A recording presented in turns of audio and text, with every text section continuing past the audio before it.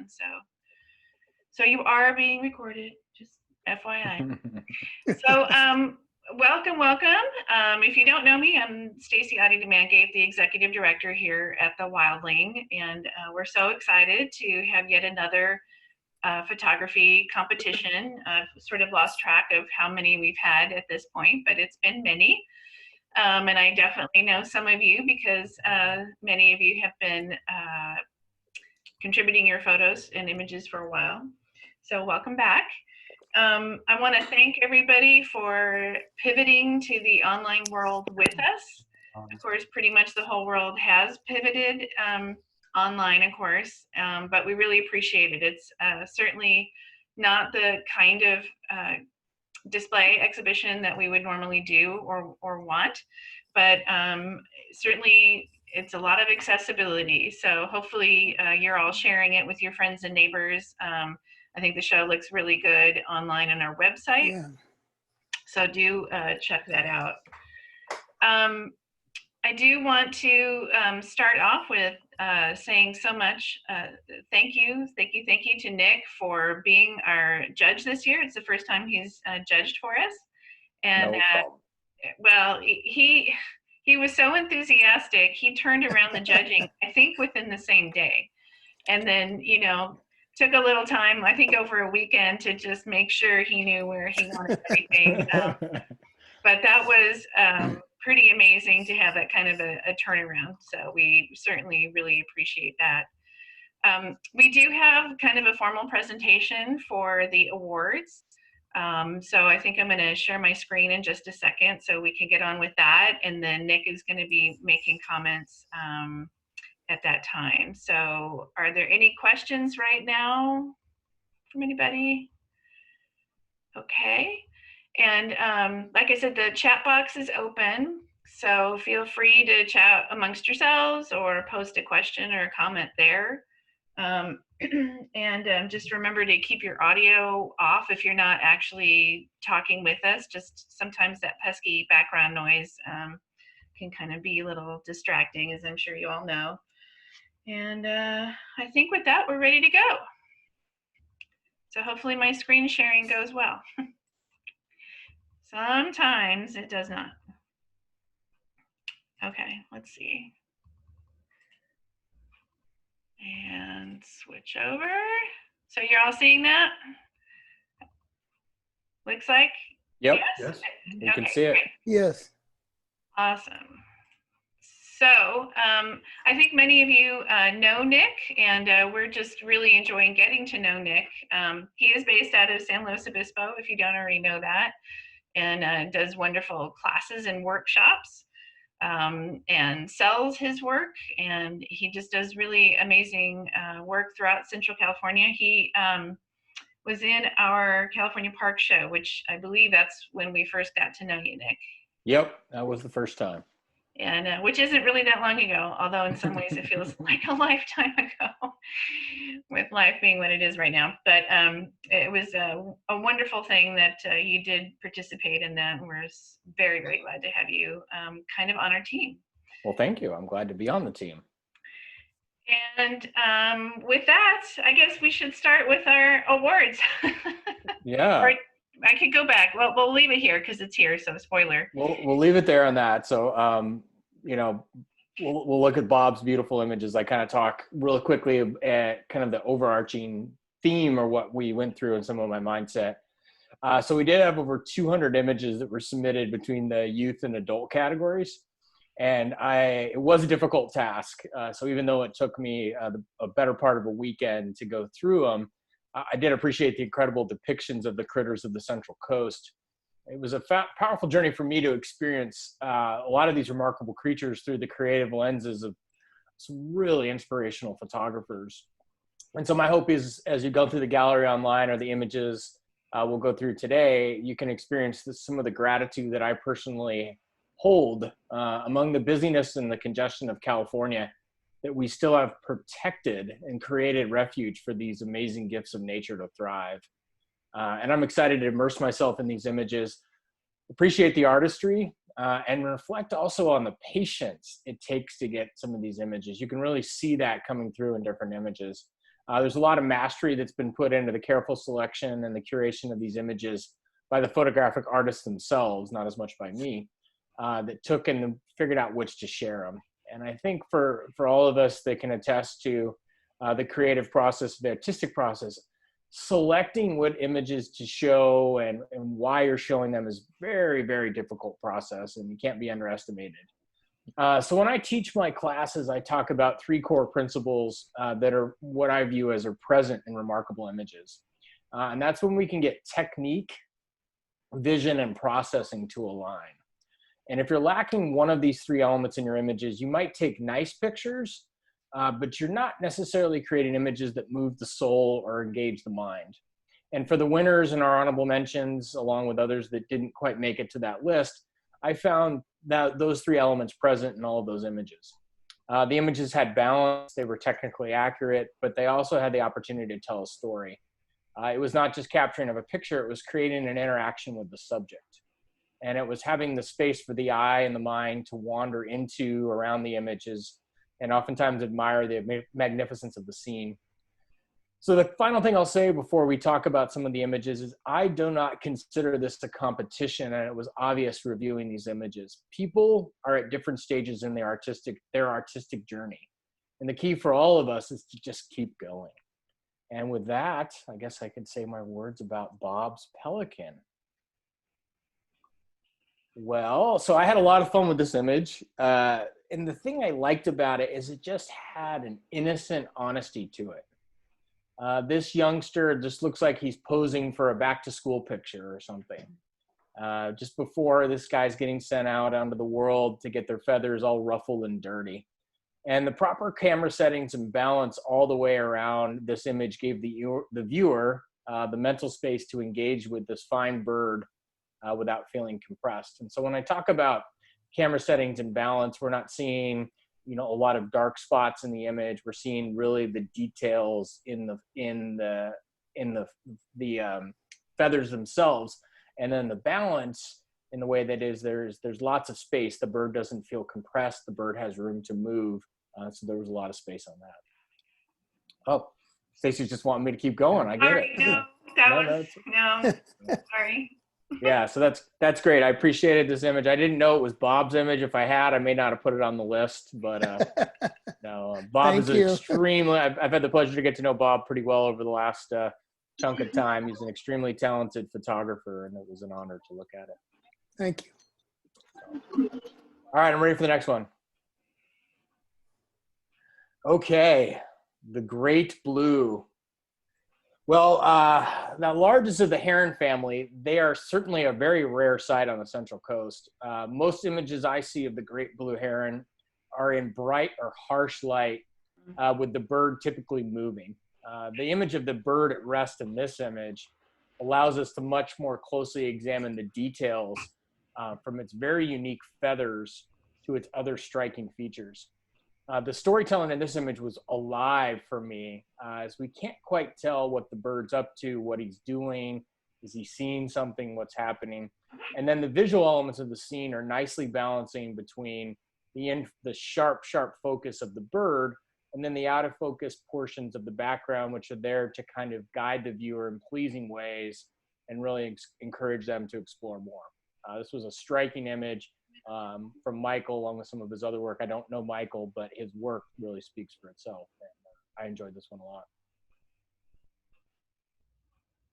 I don't have anything more. So we'll go on to the next one. Okay, I do have the opportunity to know Lisa. Lisa is another very talented photographer who has got some unique wildlife and nature images.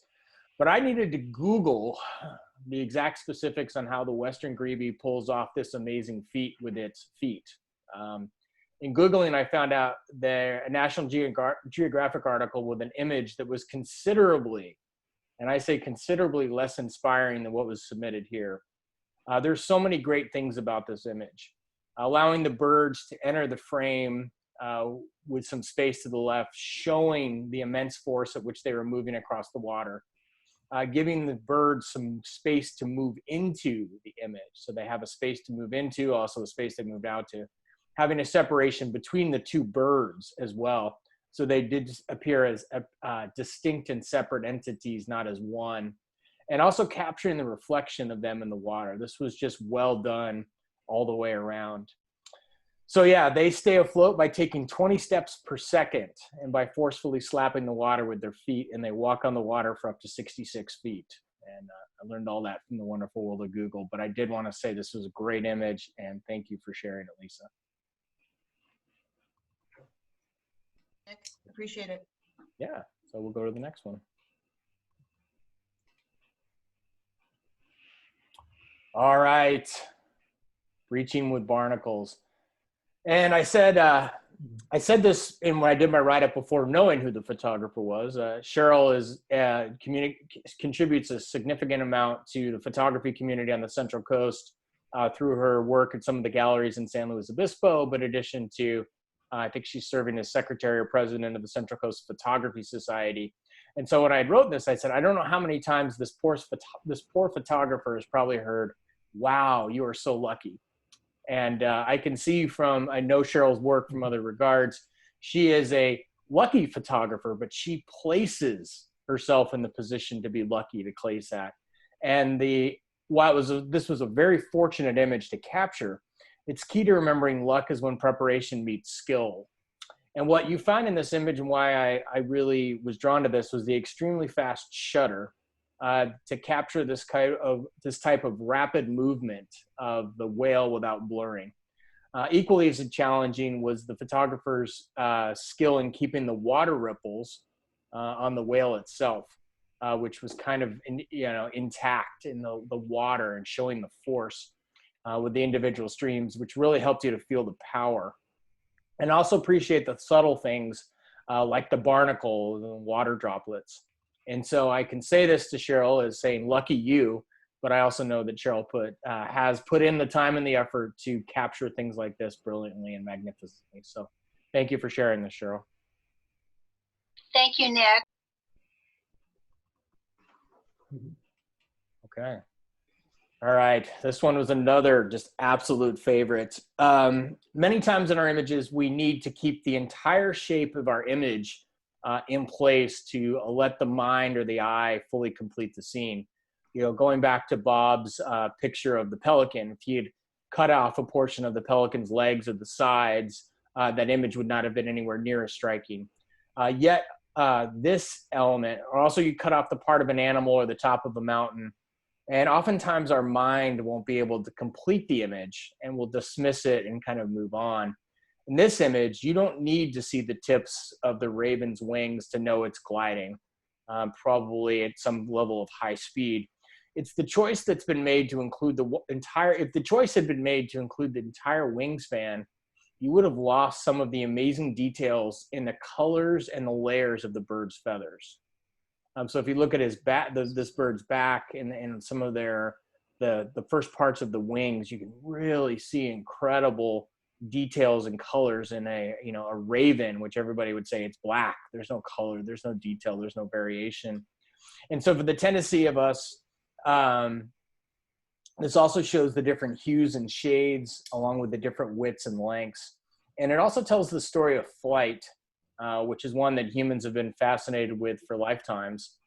And I also could tell you that photographing a bird like this, you have to pan your camera most of the time to match some degree of the element of the bird to get this sharp level of focus. And so a lot went into this. Appreciated the image as well. So thanks for sharing that one, Greg. He's on.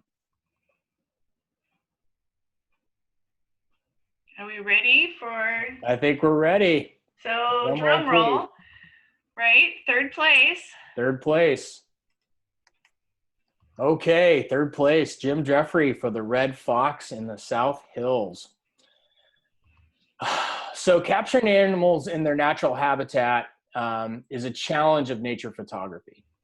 We can't get them to line up on a spot, look at us, or control the light. So we oftentimes are forced to deal with what we get. For this image, we have the pleasant details of the lichen on the rock, the correctly blurred sense of place in the grasses behind the fox, and the spot-on processing to bring out the subtle colors of the fox. I enjoy seeing this tiny yet fascinating creature in his element even more as he is close to humans.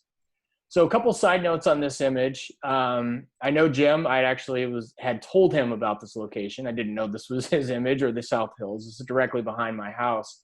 And I didn't get any images anywhere near as compelling as this. Other side note is the South Hills on Sunday in San Luis Obispo burned.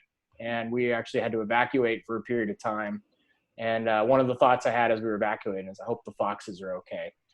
So certainly, those periods of time to capture those more moments. Who went back up there now, it's just a black charred hill mess, unfortunately. So with the first, second, and third, we give the participants an opportunity to say anything they want to say about the image. So Jim, anything you want to say? Well, first of all, thanks a lot for telling me where this where this site was. That was pretty amazing, Nick. So I sure appreciate that. This was a very interesting encounter because after I was able to find this den, there was 5 or 6 pups, and the mom was around, and I was able to come back, for a couple of weeks and observe them, and it was pretty cool to kind of get to know and kind of distinguish between the different pups, and so. Yeah, it was a fun experience for me. First time I've done anything like that, and I was pretty fortunate. Thanks, Nick. Thanks so much. Great. Nice capture. So congratulations. I believe it's not enough to buy the prize money is not enough to buy a brand new camera, but hey, it's something. So glad to have it. Okay. All right. Drum roll for second place. All right, this one comes from Robert Houchins and it's entitled Honeybees. And this image, wow, I spent a lot of time on this image just admiring so much of it. It's strikingly captured in Lightroom and on my big monitor. It was exceptionally sharp with incredible detail. And the freezing of time, almost as you see the bees in flight, the way that the bee flying kind of away from you is frozen in flight, and also the scale relative to them of the small flower. I appreciated the subtle processing of this image as well. Really not the tendency oftentimes that can happen in images like this, and people will really oversaturate them, try to bring out way more color and vibrance than's actually there in the scene. And this has a lot of real subtlety to it that retain a lot of that essence and kind of the tenderness of the scene. And I can tell you, small scene storytelling is very difficult to do. It's very difficult to get things to align, and how do you tell the story of the honeybee on its way? And in this scene, it's brought forth absolutely magnificently. So well done, Robert. I don't know if you're on or have anything you want to say about it. Yeah, I'm here. Can you hear me? Yep. Great. Yeah. No, first of all, I'd like to thank Wildling for doing these competitions. For me, I'm an amateur photographer, and I always look forward to these contests, these competitions, because I don't really specialize in any particular kind of photography, but it gives me an opportunity to concentrate on one theme, and so that's been really nice, and I appreciate that. For this picture, this was actually taken in my backyard. I was actually trying to photograph hummingbirds, and there were a bunch of hummingbirds around, but none of them were sort of cooperating. And so I looked for something else to photograph, and I looked over and saw these bees, and I started taking pictures of them. Turned out to be sort of the right time of day, and so that the background felt dark, and it's happy sort of coincidence that 2 bees were at the right place at the right time. So, yeah, Great. thanks. Yeah, absolutely great. Okay. All So I right. guess I don't have a good opportunity to do a formal drum roll for first place, but we can do All right. first Here we go. place. Da, da, da. All right. All right. First place from Michael, the Harbor Seal. So Michael had an honorable mention as well with the Western, the Blue Heron. And I debated quite a bit. I love both images for each for separate reasons. And this one for me was a real, it grabbed me from the first time I looked through the images and just continued to speak to me again and again. And the reasons for a lot of it were it's a kind of a haunting glance from a harbor seal as it slowly maybe glides away from the distance or makes a different move. I also appreciated the positioning of the seal within the image that gave the eye space, but also the seal space to move, and then to take in the calm of the water and the scene. So they just felt like a very calm scene for me. The processing of this image was absolutely spot on. As you can see, there was the highlighting to draw you in, to make you eye contact, to have you, help you make eye contact with the seal, kind of selective lightening of the seal's body, some darkening of the tail to keep the focus exactly where the artist wanted it to be. It's also probably something that signifies something that's very rare as well, is where an animal will stop long enough to make eye contact with us, and also to have that unique angle. So Michael, you could have gotten lucky. I don't think that's the case. I bet you there was probably plenty of plenty of images on your SD card of other seals you've taken over the years to get this really unique one. And then the other final thing I'll say on is preserving the detail of the face and the whiskers while having the rest of the scene soft. It really added to that intimate glance from a creature that it doesn't look like he was threatened by you either, which is also nice. It wasn't like a look of panic or anything. So this was the first place winner. Absolutely phenomenal photo. Michael, would you like to say anything about it? Yes, well, thank you very much, Nick, for your recognition, and thank the Wildling Museum also for the competition. It was a shot taken from a Zodiac, handheld, early morning, where the fog was still hanging over the water. And if anybody's interested in the technical bits of it, it was shot at 8:20 in the morning, at 800th of a second at f6.3. I wanted to make sure that the entire seal was in focus. It was also shot at 560 millimeters focal length. Wow. And it's an odd number, but it was, yeah, it was a combination Nikon D5 and the 180-400 with the built-in converter engaged. So we're at full distance on the focal length. I've always felt that a compelling image was so important, and that the eye connection with subject and viewer ultimately really makes the image work. I've strived for that over the last 16 years of my wildlife photography history, and I'm very, very pleased to have won this competition, obviously. Thank you all so much. Absolutely. Congratulations. If you have any questions, thank you. If you have any questions about it, I'd be pleased to answer them for you. And if not, I'm just glad you can enjoy the image. Well, I'm in admiration of you said 660 or 680 millimeter handheld. What was your focal length? 560. 560 handheld. 560.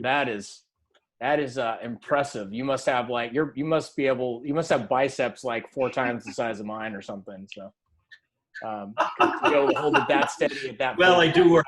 I'm impressed. So. That's funny. Do we ask So, questions now or after the thing? You want to ask Michael a question, or? Well, I have questions for a bunch of people, but I say probably. I guess more specifically, Michael, for now. What do you think, Okay. Stacey? Go If you ahead. have a question for Michael, I say go for it, but maybe we can hold off on the rest. And by the way, I cannot see the chat room right now because I'm sharing my screen, so I'm not. Yeah, I'm monitoring it. We're good. So. Okay. My question for Michael is, were you on a boat when you took this, or were you on the beach or on the harbor, or where were you, like in relation to the seal when you took this? I was on a Zodiac.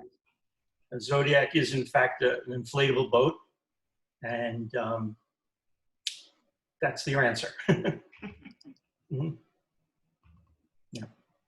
So as you know, on a boat, it's a relatively small boat and floating. You're not going to be on a tripod, and you're not going to be on a monopod either. It's just impractical. So it was a handheld shot. VR on, by the way. VR is vibration reduction, and I would imagine so. Yeah. Oh, yes. Mm-hmm. Well, I think Anything else? I'm imagining the youth category. These guys have been patiently waiting, and then I think we can come back to questions afterwards for sure on any of the images for the honorable mentions or others for sure. What do you think, Stacey? Sounds good to me. Yep. So last but definitely not least. Not least. Not at all. Yeah, I would say the youth definitely gave the adults quite a run for their money. So yeah. So we can put that one up first, and then I have a couple notes on the youth stuff, and then we'll talk about the honorables. So not to offend the adults in the room, which some of you are not behaving like adults in your free time, I've heard from your spouses, but I was equally as inspired by the youth submissions as I was by the adult submissions. And I want to thank not only these talented youth that are embracing new ways of seeing the world and sharing those experiences, but I also want to thank your parents who are willing to allow you guys and gals to cultivate these extraordinary talents. As myself, I was not raised with a creative mindset or mentality in my household. And so the creative path doesn't have to be a profession, but you guys are being taught that the path of creation and to embrace the process will always be able to have some balance in your lives that sometimes others lack. And so this is a lifeline process for you. And I'm so excited that you're getting exposed to the creative path now in your life. And I just want to encourage you to keep at it. And so really inspired. So this one first, so this is from Jason James. It's called Snail in the Undergrowth. So my thoughts and impressions on this one is images can be about so many things, but how often do we think about the color of a snail? This image made me think not just about the reddish color of the snail, but also the textures of this seldom seen or photographed creature. The compositional elements in the image were also strong, from the curving lines in the leaf to the subtlety of the shell kind of in the right corner, and the play off of the red and the green, kind of the warmer colors within the image. And there was a lot that I really, really appreciated about this image. So well done, Jason. Kudos, Jason. All right. Okay. Our second honorable mention goes to Isaac Rudnick, 17B. So this was officially the shortest title in this year's contest. So only three letters.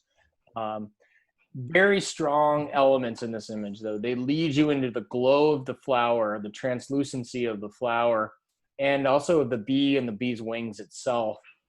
There was artistic intention in this image that showed through not only from the cropping and the processing, but also in the artistic capture itself. It wasn't just a situation where the bee was just flew into the image and Isaac just snapped the shutter.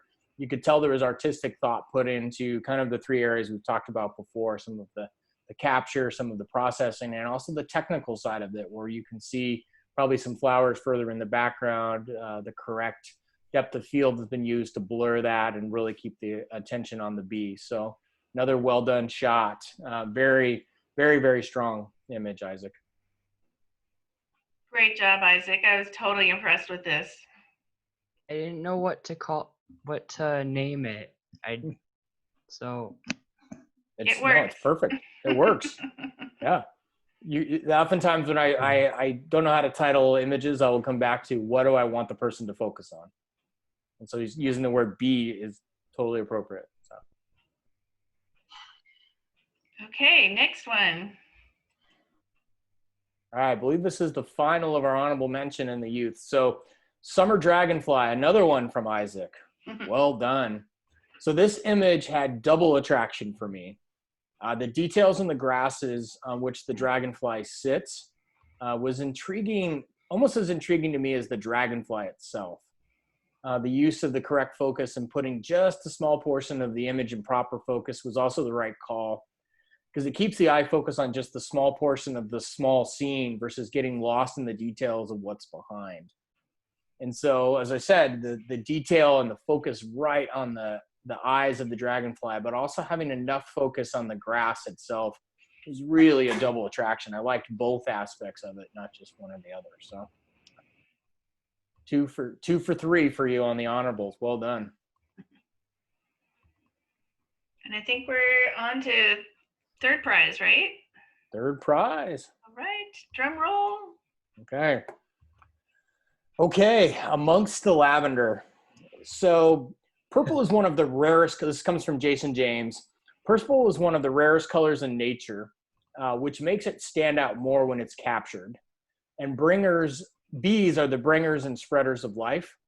So putting the two of them together while bringing out the very fine detail of something most people are not used to seeing this closely.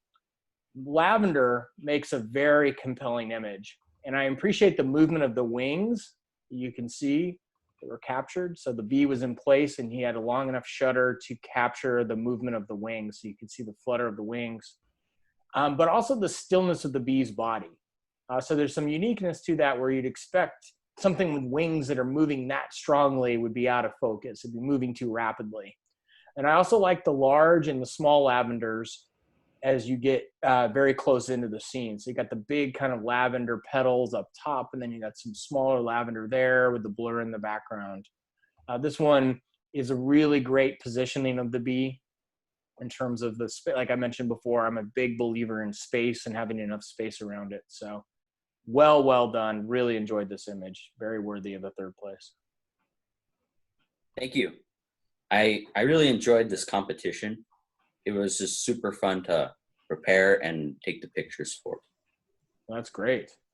Yeah, it's really great to see. So yeah, you get to say anything else you want to say about the image? I just feel like the pictures that you take most naturally just seem to work the best and feel the best. So I followed this bee around for probably 15 minutes trying to take. That's great. So, Patience. Hey, Jason, can you tell us what your camera was and what your lens was? yeah, so it was a Nikon D3300 with probably 55 millimeters, but it had macro tubing on it. Okay. So Great I don't- job. yeah. Yeah, this is what so those of you adults, you guys should be lucky you got a couple more years till Jason gets into the adult category. He's gunning for you. I'm looking to buy a camera still. This was Oh. a school camera that I was using. Well, That if you never need me ends. if you need to talk to your parents, just give them my number. I'll be happy to have a conversation. So. All right. Hopefully you'll get it soon. So. James, keep saving your money. Yeah. You don't need to get the D5 yet. I just want to say I really admire your work, and I was wondering how many years you've been photographing. I started this last year. Wow, you're Wow. really good. Yeah. Thank you. Well, hopefully we'll see more of your work next year. Yes. Are we ready for second place? We're ready for second place. All right. And Isaac, you just wanted to hang out, you know, after you just complimented your fellow competitor, which I appreciate that as well, because we're all in this together. So this one, Isaac, I like the choice of black and white for this image. And black and white is oftentimes about things we want to show that are contrasting. So the image of a quail maybe out in the middle of a field in a black and white wouldn't have been as powerful, but the contrasting of the natural and native quail that coming into conflict with the toiling discs of the human invader in its space, I really like that. And it kind of those are the opportunities for more storytelling. The other thing, which I talk a lot about is movement. You probably heard me say enough about it, but the eye likes to read images from left to right. And with the family, you can kind of start left to right and move with the parent, I should say, before going back into the image to examine the discs and then maybe the grasses. And it's not a singular glance type of image as well. So you don't have, oftentimes with quail, you'll see them all lined up facing in the same direction and maybe not doing anything too interesting, but we got one little baby with its head down, one kind of following mama, and the other one looking the other direction like what's for dinner. So there's a storytelling element of, is she going to get them together? Are they going to stay together or whatever? Is there other things there? So I really like the image. I liked the choice of the processing as well. And so it's definitely very, very worthy of a second place. And what would you like to say about it, Isaac? There's an actually pretty interesting story behind this. I was out on my grandma's ranch. She's in the ranching business, and we were headed back up to the house in the evening when my dad noticed some quail and he pointed them out to me. And we were already driving and it was late, so I wasn't sure if we should pull over, but he pulled over for me. And so I was able to take a couple shots from the car and from different angles as he eased by. I used a Canon, a DSLR Canon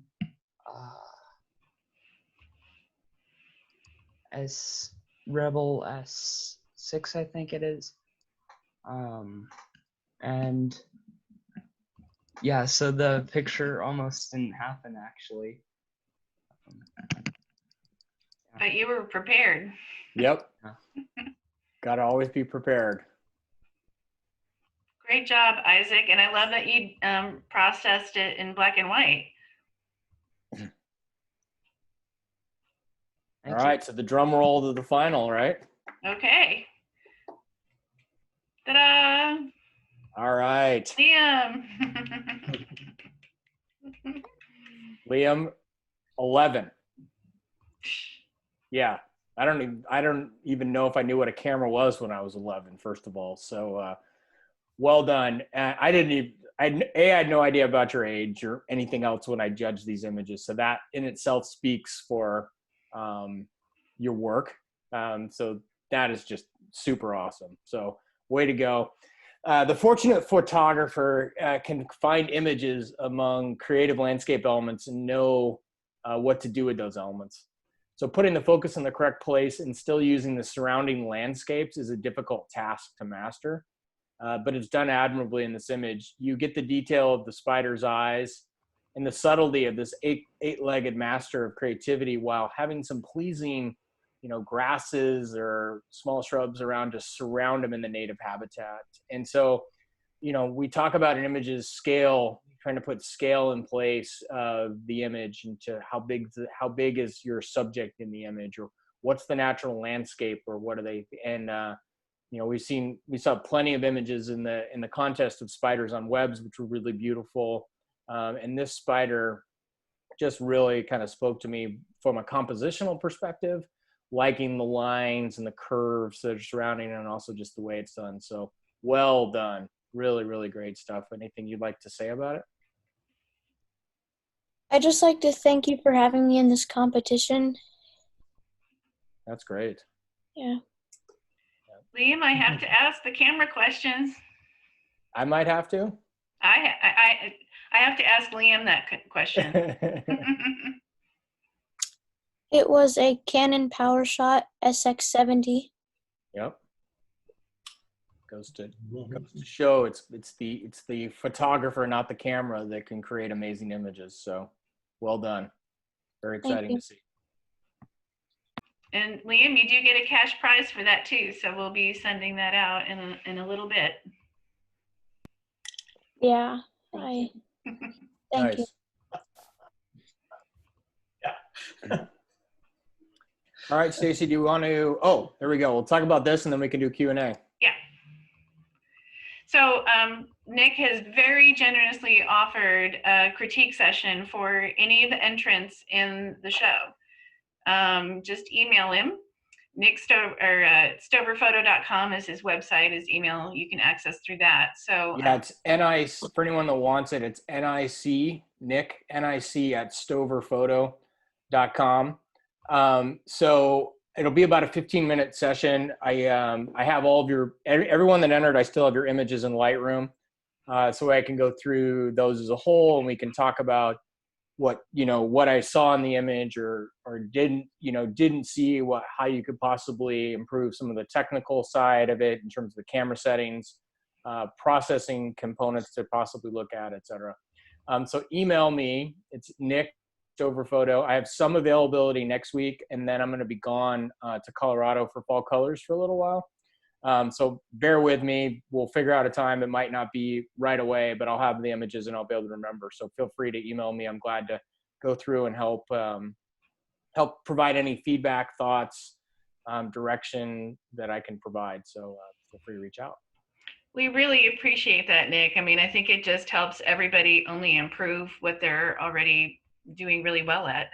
Yeah, or just trying to people to understand or whatever. So no, it's not something I've done in other photo contests I've judged in the past, and it's something I'm partly doing because of the Wildling, and people have said thank you to them before. The Wildling and Stacy in particular, I want to say how much they care about photographers, and all too often art museums I've talked to or worked with in the past were treated almost not to the same degree as other artists, and Wildling is very, very supportive of photography. They view it as every bit of the same type of medium as other things. And Stacy's been great to work with. Lauren's been great to work with. Everybody. Julie in the gift shop when she's there. Just to such a great organization that's gotten through this time and put things on like this. And happy to support them and anyone that supports the Wildling as well. So my pleasure, Stacy. Well, yeah, thank you very much. I am excited to announce that we're finally been wanting to do this for a long time, and we're going to do our first ever photo competition calendar. So we're going to, that's our big next project that we're going to start working on, and meaning that we're pulling from this year's competition in a nice calendar. So stay tuned, and we'll be making announcements about that. And looking for sponsors. If anyone wants to sponsor or have an idea for a business that might want to get their logo and information on it, let us know. But we are going to pull that together, and we're very excited for everybody. And don't forget to check out the whole gallery of images on our website. That's the link. Or just go to the homepage, go to current exhibitions, and you can link to it from there. I'll just mention one other thing that's going on with the museum. And the other thing that we're super busy at is we're doing our first ever virtual event, which we're just starting to get the word out about that. October 16th, Friday, 5 to 6:30. It's a free event to attend. We're going to have wonderful live auction, silent auction items, and just some nice videos. It's our 20th anniversary, which has been a little hard to celebrate in this crazy year. So we thought, we really need to do that. 20 years is a good accomplishment. We're proud of where we've come from. We're excited about where we're going, and we really want to have everybody pull together and join us on October 16th. So, and I also want to acknowledge our board president, Kevin Patterson's here on the call, and our board is super supportive, and we're just very grateful to them for all their efforts. Kevin, I don't know if you wanted to say anything or not, totally putting you on the spot. Thank you, Stacy. No, I want to everybody that participated in this competition. I want to thank Nick especially for your work in selecting and jurying and judging. Absolutely. Fantastic images. Wow. Thank you so much for sharing your creativity with us. And I'll just reinforce what Stacy said. Our first virtual fundraiser is upcoming. We're going to have some neat items for auction, and we'll have a lot of fun. So I hope you can join us. It's free. It's free. So I think we can just kind of throw it open for discussion. Sort of, if you have a glass, you can raise it, toast yourselves, and chat a bit if you'd like. Or not. Yeah. Don't everybody speak at once. Yeah, you can unmute yourselves now. Yeah, I would say if anybody has questions, either for me or for, I'm imagining most of the contest, the semi-finalists and the honorable mention people are very kind people. So if people do have questions for them about their images, I'm sure they would answer those as well. Got about 10 minutes left, I think, until most people are going to be like, it's 5 o'clock. If I could I just, think it's a, Sorry. go I ahead. would disagree with what Nick said about, I appreciate the Wildlings inclusion of photography and appreciation for photography and the kind of art that they choose and support. That's been really encouraging and nice to see. And all this work today has been wonderful. That's all. Great. I've been doing photography for 80 years now, and this has been the most fun about it that I've had since I started. That's wonderful. Liam's going to be saying the same thing in 80 years from now. Back in the day, so. So very nice. Yeah. Thank you. All right, I guess there's Um, some questions. I was wondering. Now I forgot my question. Oh right.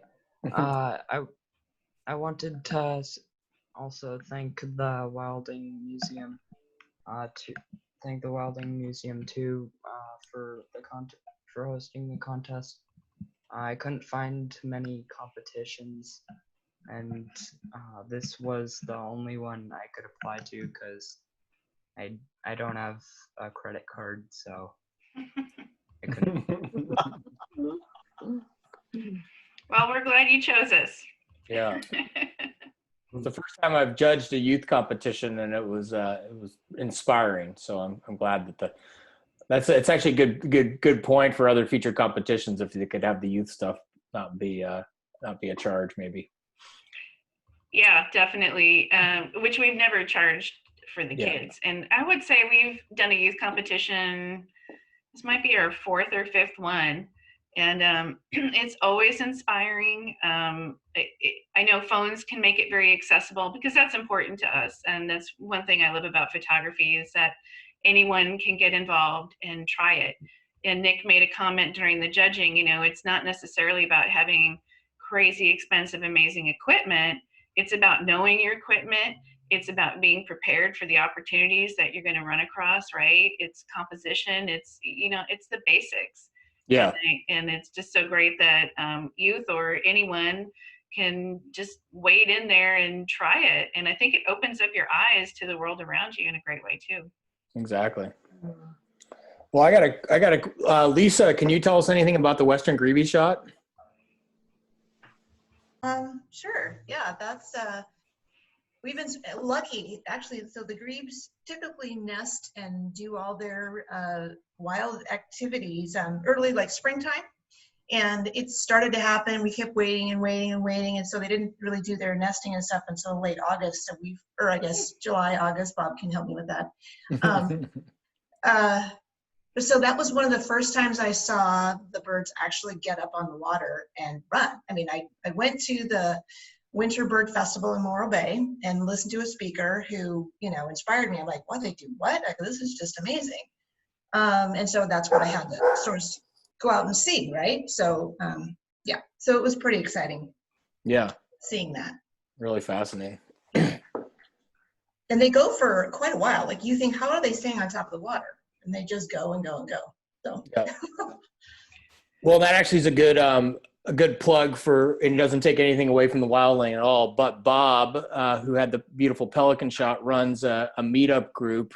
It used to be called Nampa Meetup. Now it's called Central Coast Nature Photographers. Yeah, nature photographers, nature photographer group of the Central Coast. Yeah, so you can look it up on Meetup. A lot of his events, the events that Bob and Donald put on, most of them are free. Almost all of them are. They all are. I'm not sure. Yeah, they all are. Lots of great stuff, really connecting. Bob is a unending resource of information and really encourages people to get out. And he's, last I checked, he's equally as friendly to people from Santa Barbara County as he is from people from SLO County. So by all means, I think anyone that's down in Santa Barbara is welcome, but it's a great group. Absolutely. Thank you, Nick. Yeah, we like to share everything possible. We have 386 members as of yesterday. If any of you are members, please don't encourage everybody to show up at once when we're out of this.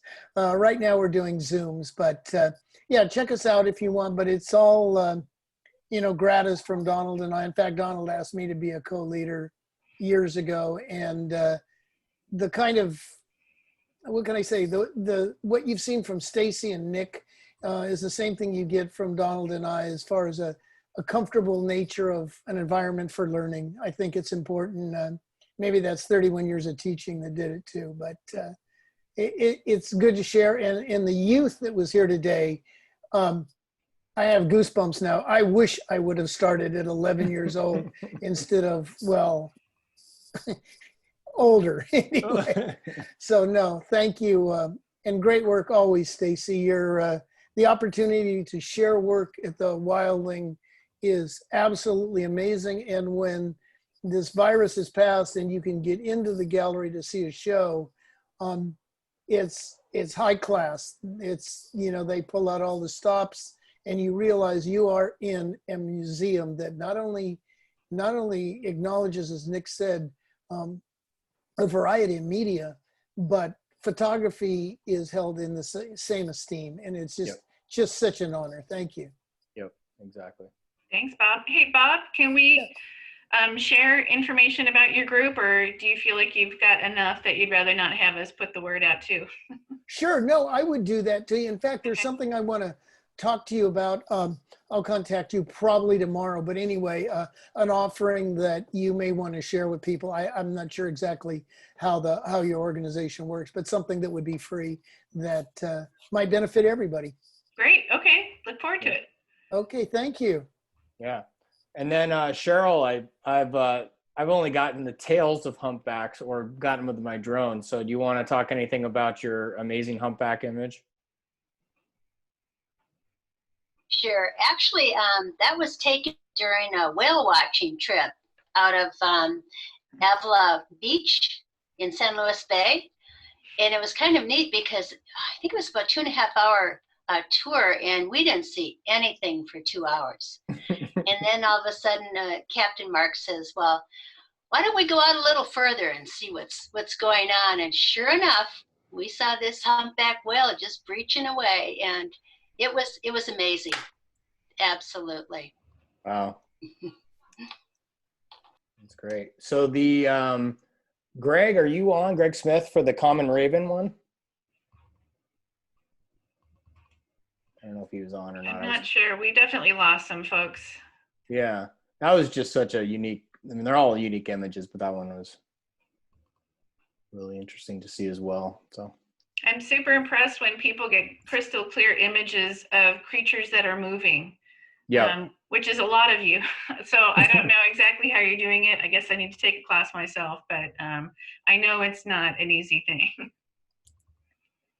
It's the challenge. That's the opportunity and the challenge. I just led a workshop on Tuesday where I talked about FFTs, first friggin' times. You know, the first times you try things, and that's the beauty of photography. And night photography was what the class was about, and that was the whole thing of like, and that was a complete failure, and I'm gonna try again though. So resilient. We all have some resiliency, so I'm appreciating that as well.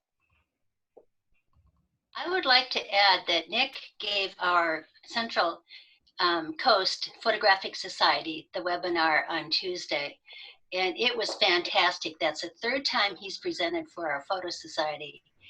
And if you go to Nic's website, you'll see that he offers a lot of different webinars, you know, that he offers like a summer series, a fall series, a winter series, and they're amazing. So Keep my please season. check I haven't them out. started the winter one yet, so. Yeah. No, thanks, Cheryl. I actually have some free recordings on my website of one is I did the presentation of the Wildling on California Adventures in California Nature Photography. I have one on there about the Desert Southwest, which is free.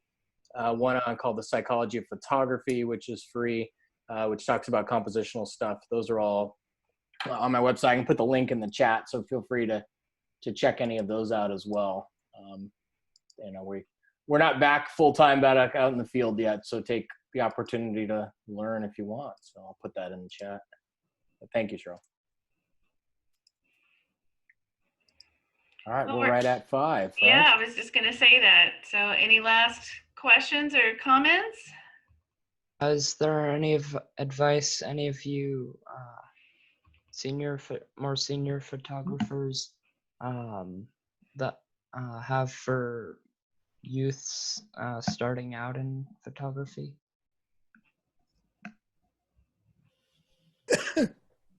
I might suggest, Isaac, that you just obviously continue shooting.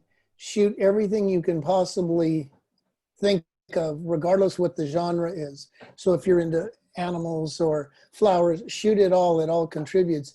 And get in one of the local groups, and you'll learn a whole lot from a bunch of other people. Just, you know, like you're talking about your image, I'm always looking to learn from other people. So the larger that group is, the better it is. And it'll also help you with your equipment, because other people will have used similar equipment or maybe the same equipment, and they'll just give you little hints. I continue to get all kinds of hints on Sony equipment. So yeah, be active, share, and you know, enter those contests. It's just worth seeing everybody's work. And thank you for contributing.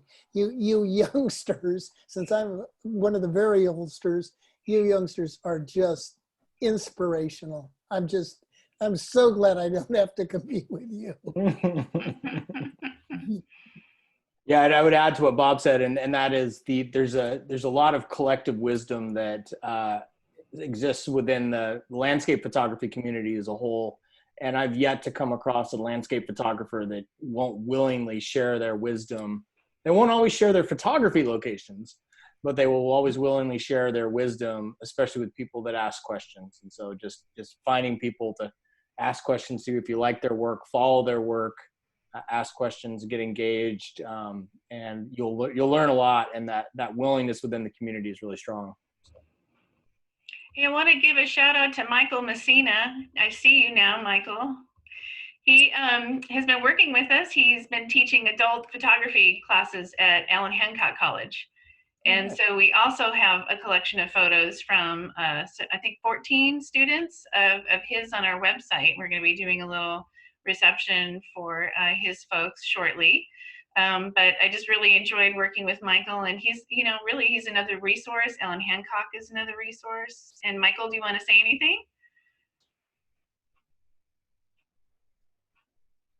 Mute myself. Okay, I think I'm unmuted now. What an amazing opening night you guys had on this. I was looking forward so much to seeing how you did it. What a class act and what talent. Oh my gosh, we are so honored to have our images here from my class, with the Wilding. And Sean Kelly-Thorne commented earlier that he's been doing photography for 80 years. Sean is my oldest student. He's almost 90 years old. And he gets out there and takes pictures and uses Photoshop. And guys like Sean keep me young, and they're my heroes. So thank you so much there for allowing us to be a part of your fantastic museum and gallery. And what a great job, and congratulations to all the talent here that had their images shown tonight. Great, thank you, Michael. So we should probably wrap it up, and I just want to again say thank you all for participating, for pursuing your passion with photography and getting out in nature and sharing that with other people. And I'll be raising a glass of something to you all tonight when I get home. I mean, it's always nice when we can be together physically and have that nice reception and chat over a glass of wine, but we'll have to do it separately later tonight. So congrats, everybody. All right, bye all. Thank you, Enjoyed it. Cindy. Thanks so much. Thank you all. Have a nice Thank evening. you, Nick, for doing such a good job. It's not easy to judge these kinds of things. Thank you, Noel. You're always Nick, very kind. Before you go, Yeah. I was wondering, how many photos do you take for each one that you keep? Oh, I have based on my shutter counts, I've taken over 50,000 images in the last 3 years, and I have about 150 in my portfolio.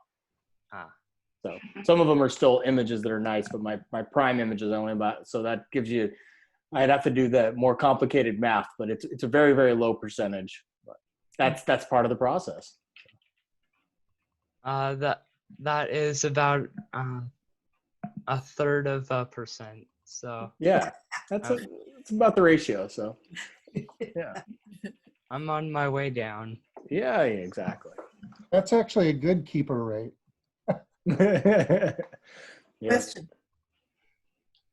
What are, if others don't mind, what are your roughly photo taking to keeping ratio or so, roughly? If I could speak for a couple of us who are out photographing grebes over the last couple of weeks, I think I have some 6,000 shots. I know, large cards, fast cameras, but you have time to look at it later. We'll come in a rainy season and I go through them a little at a time. But the thing is, if you can capture it, be smart about it. But, the other thing that I find is I love one day, and then within a couple days, I've moved on. It's nice, but maybe I see some, idiosyncratic thing about it that bothers me. And I take a number of classes from Nick, and, he has a way of kindly pointing out something that might be done in a different way, giving me the information I need to be a better photographer as we go along. So that's part of the thing I was saying before, Isaac. Share with as much people and maybe contact Nick and follow him. It's worth it. Well, aren't we enjoying the beauty of digital photography? Because those of us who used to shoot film and knew what it was like if you had 36 shots, now you can just shoot so much and try every angle and every distance and every composition, and then go home and decide, and different ones will work for different uses. So, but it's a beautiful time to be able to learn photography that way. Well said, Noah. I get the other thing I'd say is it depends on the what you're photographing, the type of photography that you're doing. If you're doing wildlife photography, if you're doing birds in flight, for example, you might take pictures at 10 frames per second so that you can get different looks on the bird on the different wing positions, for example. But you wouldn't want to do that for a landscape because they'd all look the same. So it depends a lot on what you're photographing in terms of the number of pictures you take. Yeah, I don't take 6,000 photos of the same landscape image like Bob does of the grebes. So that'd be very boring. All right, I have to go. I have to be somewhere at 5:30. So. All right. Thank you guys so much, and have a great evening. See you guys. Thank you for hosting the competition. Absolutely. Bye-bye. Bye. Fantastic, Stacy. Fantastic. Hey, Jim. Hey, thank Nice- you. I know. Nice to see you. Always good to see you, Stace. Stay safe. You too. Bye. Cheers. Bye-bye.